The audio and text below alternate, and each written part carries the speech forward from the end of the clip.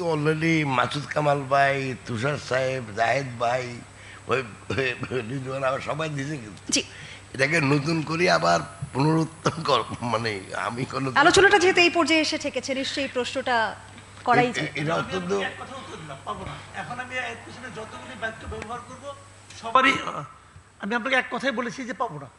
এখন এটাকে এস্টাবলিশ করার জন্য আমি যদি 20টা বাক্য ব্যবহার করি, অর্থ একটাই, পাবো না।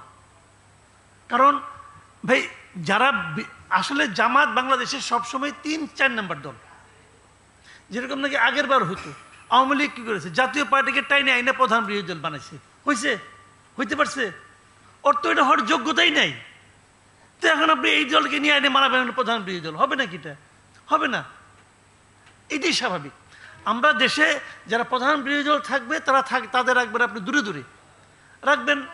এই রাখাতে এই যে দল ক্ষমতায় যাবে তাদেরও লাভ হবে না, দেশেরও কোনো লাভ হবে না, এবং গণতান্ত্রিক যে পদ্ধতি আমরা গণতন্ত্র বলে যা বুঝি সেটার কোনো লাভ হবে না।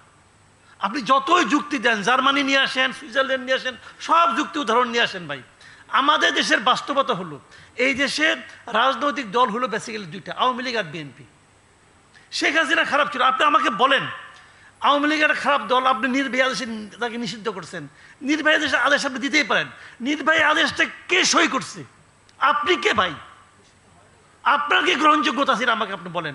আপনার কি অতীত, আপনার কি বর্তমান? ওই যে আপনার আমল নামা নিয়ে তো এক সচিব, সাবেক সচিব তো বসে আছে, সে তো বলতেছে 8টার নাম আছে, ওই 8টার মধ্যে তো আপনিও আছেন। প্রশ্নটা হলো এটা যদি আইনগতভাবে আদালতের মাধ্যমে হয়তো হোক, তারপরে আপনি করেন। জাহিদুর রহমান, এই বিষয়ে নিশ্চয়ই আপনি দুজনের মন্তব্য যুক্ত করতে চাইছেন। আওয়ামী লীগ নিষিদ্ধ হয় নাই। না না, আওয়ামী লীগ তো ইলেকশন করতে দিচ্ছেন না ভাই। হয় নাই। আচ্ছা, আওয়ামী লীগ কি নৌকা মার্কা থাকবে? আমি একটু আমাকে বলতে দেন, আমাকে শেষ করেন, তারপর আপনি বলেন। আপনি আমাকে বলেন ব্যালট পেপারে কি নৌকা থাকবে? থাকবে না। তা আর আলাপ করে লাভ আছে?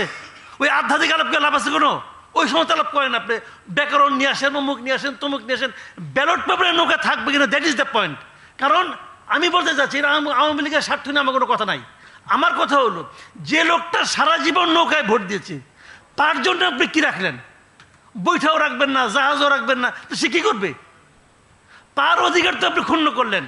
একটা রাষ্ট্র, একটা সরকার যখন এই ধরনের কাজ করে সেই কাজটাকে আর আপনি যত খুশি বলেন আমি এটার একটা জবাব দিই।